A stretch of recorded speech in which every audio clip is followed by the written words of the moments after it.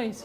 Okay, well, Mike is a tough act to follow, but I've been briefed basically to go into some details about the university. So I hope this is information and then some challenges at the end.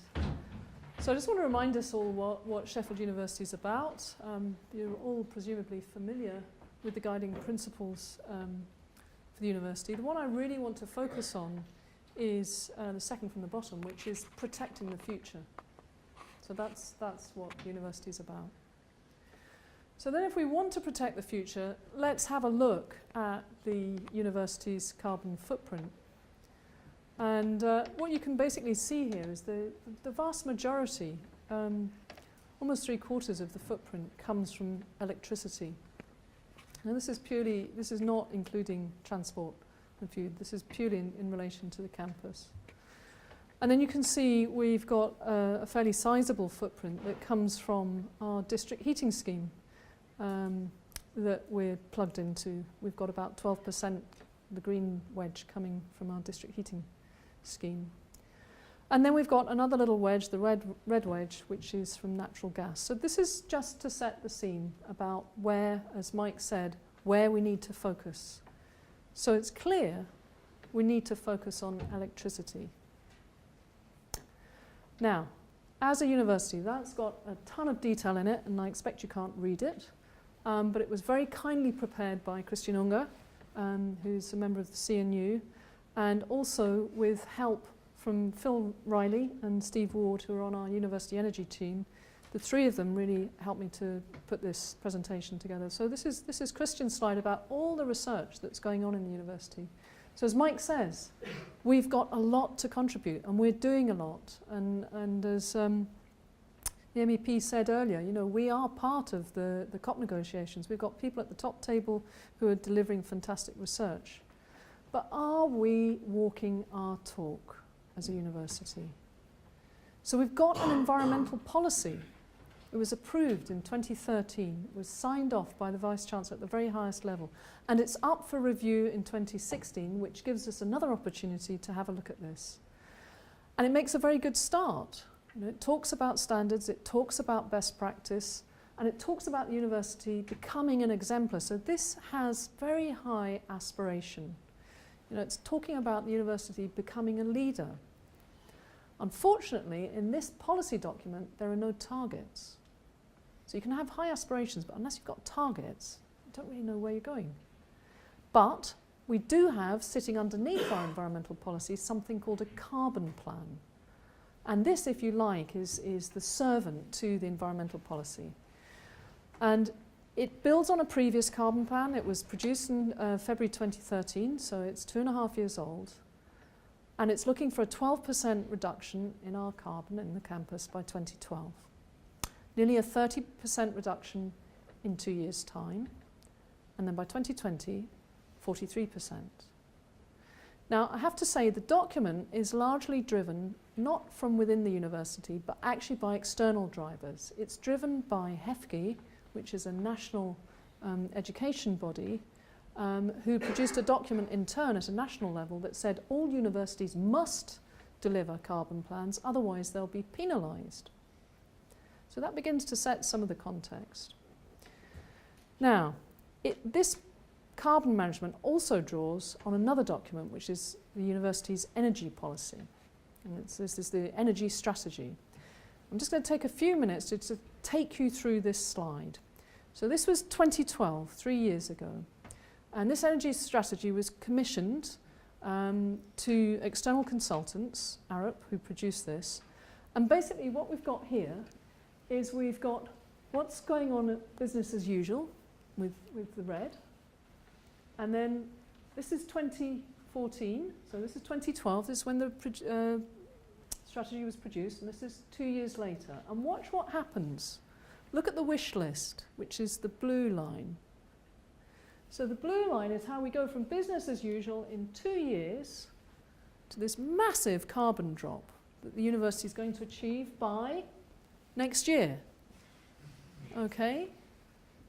Now, how does that happen?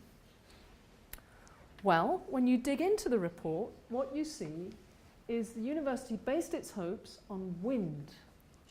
You know, that we, like Lancaster, we were going to get that wind turbine. Actually, we were going to get a very big wind turbine, 7.5 megawatts of turbine. We were also going to plug in a few biomass boilers, and we were going to get some gas combined heat and power plants, and maybe a little bit of PV. So that was the aspiration. It was a high aspiration. It was a good aspiration.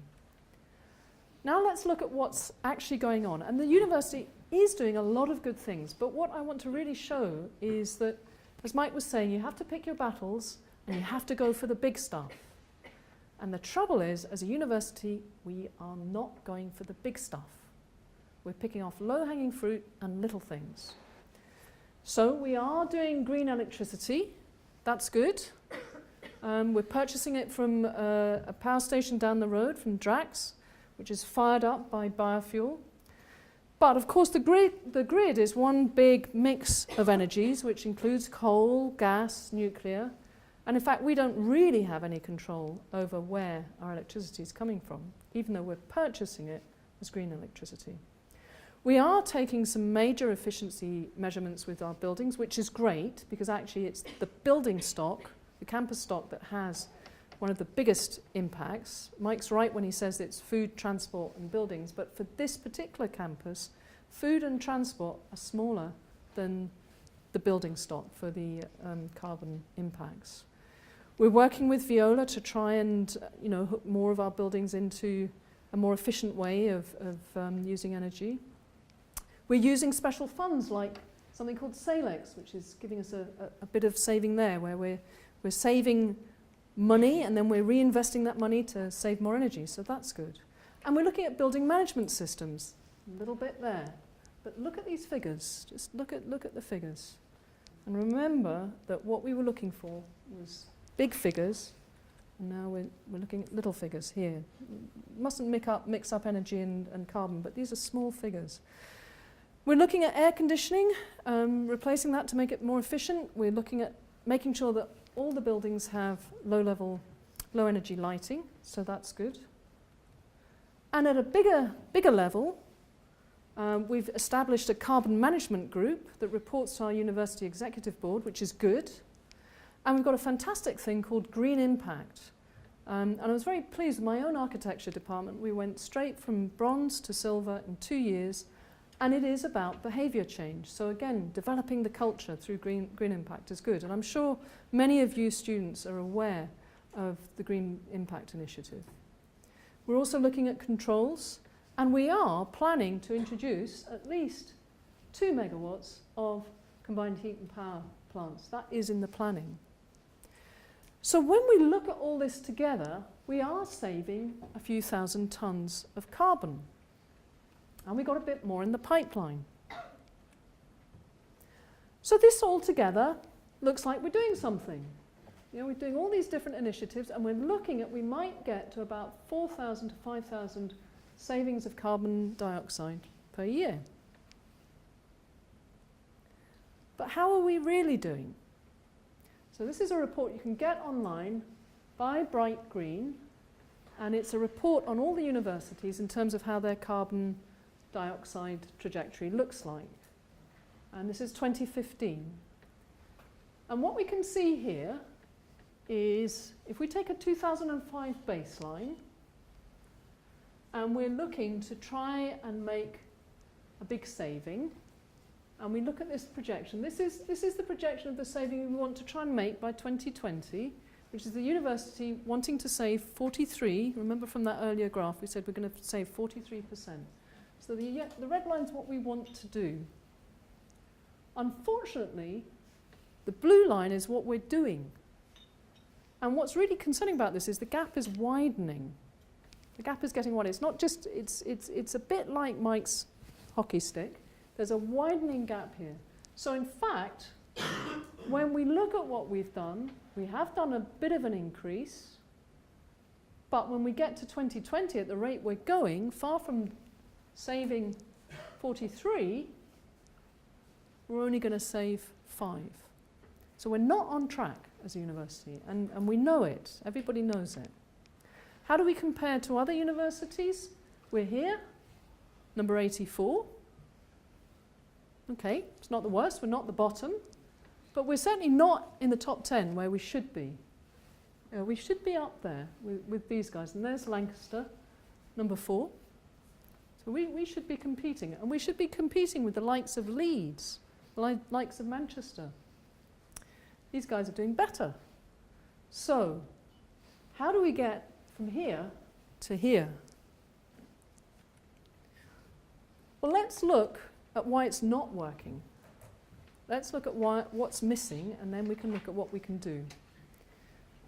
So what we haven't got is strong leadership. We've got a lot of goodwill, but we haven't got strong leadership. And it's why I asked Mike the question. We do need champions. We need champions in every department. We need student union champions. We've got those in spades. You know, we need estates champions. We've got them beavering away in the energy sector, but we need more. We need a champion at the University Executive Board. We're crying out for someone at University Executive Board level to actually work with us on this. We need more ambition and more prioritisation, and above all, we need that integration, which is strategic planning. We're still too reactive, and we're not joining up the dots. We've got a small carbon team. We need more people working on this within the estates.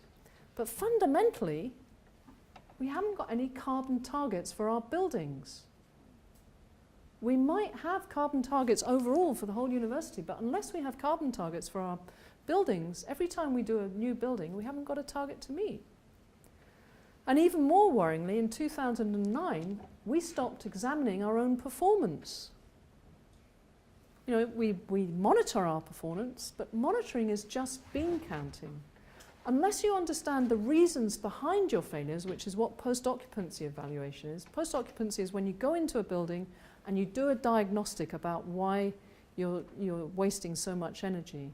If you just measure how much energy you're wasting, you don't actually understand the reasons why you're wasting that energy. That's why you have to do a post-occupancy evaluation. But we stopped doing that 6 years ago because of cost savings. So we need to bring those back. It's only if we have feedback that we'll understand what's going on. So at the moment, we're not getting coherent feedback on how we're doing, which is why it's very difficult for us to move forward. We don't, like some universities, we don't have a carbon tracker that tells us exactly what's going on from month to month or year to year, that's on the website for all of us to see. And fundamentally, we are missing skills. We're missing people who've got expertise on the ground in the estates department who can deal directly with things like renewable energy. So what does this look like? Here we are in the Diamond building. And Mike said that, you know, when you see the word B, you need to scream. Now, this building, as I said a few weeks ago, did not have a specific carbon target. It does have an excellent BREEAM rating, which is good news. It is, you know, it does reach an overall environmental standard, but it only got 58 out of 100 for its energy score. Now, for an £81 million building, that is not okay. It's not, you know, and we need to make sure that the following buildings don't fall into this trap. We need to make sure that we've got proper targets, because what this building's going to do is going to add 2,000 tonnes. Just this building. Now, if this building adds 2,000 tonnes, and all we can do is save 4,000 tonnes, we've wiped off half our savings just with this building. Okay, so there's a real challenge here. And it will get worse unless we actually get serious about addressing this problem, because the new buildings that are coming in are going to add even more carbon. Yeah? Unless we actually properly brief ourselves about how to reduce the carbon emissions from these buildings. And at the moment, we probably need about a 19,000 carbon dioxide emissions drop just to stay on track. But the buildings are increasing the carbon, and that's because we're growing as a university. So it's a real dilemma. So in the same way that Mike has his slide about the inspirational things we need to do, I've got some hard requests for the university. which is we do need to appoint a dedicated carbon champion at university level, right at the top. We need to escalate priority planning. We need to look at the big battles and how we can win those so that we actually have forward planning that prioritizes key carbon projects. And those need to be prioritized at the very highest level. And we can do simple things like establishing annual energy saving and carbon targets across our estate, backed with funding and made visible so that we're held accountable. Something that many, many universities have that this university doesn't have yet is a sustainable design brief for its buildings, so that every time we go out and we design a new building, we have a brief that tells us how to do it effectively in such a way that it saves carbon, that it looks at how to grow food, that it saves water as a resource, that it deals with public transport. We have not got a sustainable design brief in this university, so that's an urgent request. As I was saying, we need to prioritise energy-saving projects that are strategic. But fundamentally, it's this point about understanding why things go wrong. And in order to understand why things go wrong, we have to increase the capacity of our own team that's tasked with understanding why things go wrong.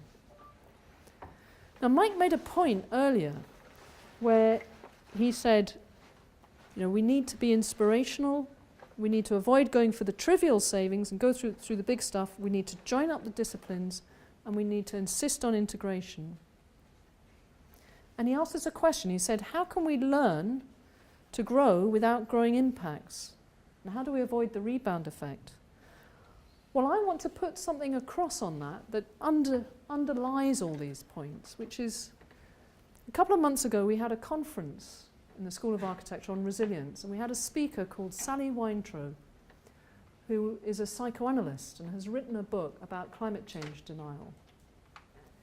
And in her book she makes two very powerful points. One is that we're actually in a society, a culture at the moment, that manufactures a system of uncare. Now, uncare is the opposite of caring. And what we need to do is we need to manufacture buildings and products that help us to care.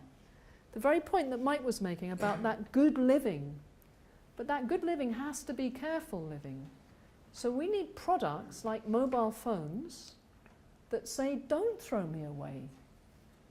Keep me for 10 years and rebuild me and care for me, cherish me, yeah? In the same way, we need buildings that don't just last for 60 years, they last for 250 years. And they're buildings that we really, really love and care for. You know, it's something like Firth Court, that can last for 100 years, 200 years, 300 years. But then we have to look at the new buildings we're putting on the campus and say, how long are those buildings going to last? And do we care about them enough? Now that is a very, very deep-rooted challenge, because we actually have a financial system, capitalism, that makes sure that we always create surplus value. Yeah? So we're always having to make more stuff. If we don't make more of something, then the economy doesn't work. So we do have to question our economic values as well. Mike had a slide where he had the money stuff at the bottom, and we didn't really talk about that. But the money stuff is crucial. Unless we re-engineer how we look at economics, it's very difficult for this university to actually make the kind of moves it wants to make in terms of saving carbon. So we do need carbon taxes. And we do need to include things that are outsourced to other countries. So yes, we do need to bring everybody together to work on actually looking at new financial models, new ways of building, and basically a new vision for how we take this university forward with a big-time carbon saving. So we need a more integrated plan. As Mike showed in his slide, these are all the people that need to work on it. And the good news is we do have a new strategic plan coming through, and the university is committed as a headline to dealing with carbon and dealing with climate change. We do have a public values subgroup, and we are working closely with them. And we do have a metering project that will help us to understand more about how our buildings work. And above all, we have one of the best student unions in the country. And the projects that our students are doing, whether it's food projects or housing projects, are exemplars. So as much as it's the staff's challenge to deal with carbon, we can also look to working with the students' union to making the change we want to see happen. So there is some good news, and what I would like to see is more buildings like this on our campus. This is a timber building where, providing the timber is replanted, the trees are replanted, you have to replant the trees you cut down, but this building is locking in carbon for decades, yeah? Which actually moves you towards a net positive campus. We need to move not just towards reducing carbon emissions, but we need to move towards being a campus that generates more energy than it uses and that also absorbs more carbon than it emits. Now that is a super high ask, but buildings like this are fantastic passive exemplars of how you can move towards that net positive future, not just saving, but actually giving. Yeah? So, I think I'm out of time. Thank you very much.